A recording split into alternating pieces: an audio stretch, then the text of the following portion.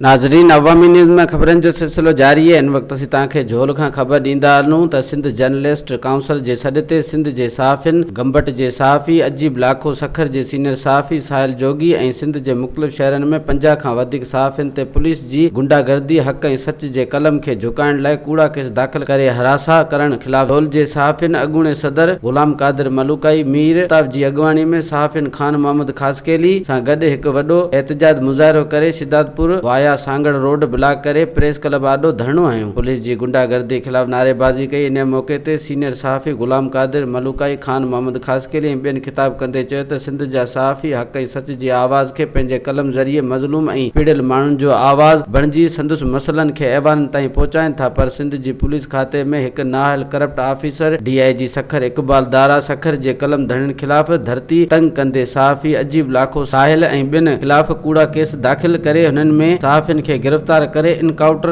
ॾेखारे जान खां मारण जो धमकी ॾियण जी असां सख़्त लफ़्ज़नि में मज़म्मत करियूं था ऐं सिंध हुकूमत खां मुतालबो करियूं था त कलम धरण जी दुश्मन DIG सखर इक़बाल दारा खे फौरी हटाए सहाफ़ियुनि ते दाख़िल थियल कूड़ा केस फौरी तौर ते ख़त्म करे कलम धरणनि खे तहफ़ुज़ फराहम कयो वञे। वधीक ख़बरनि ऐं तफ़सील जे लाइ विज़िट कयो असांजी वेबसाइट awamiNewsHD.com ऐं ॾिसंदा रहो अवामी न्यूज़ HD।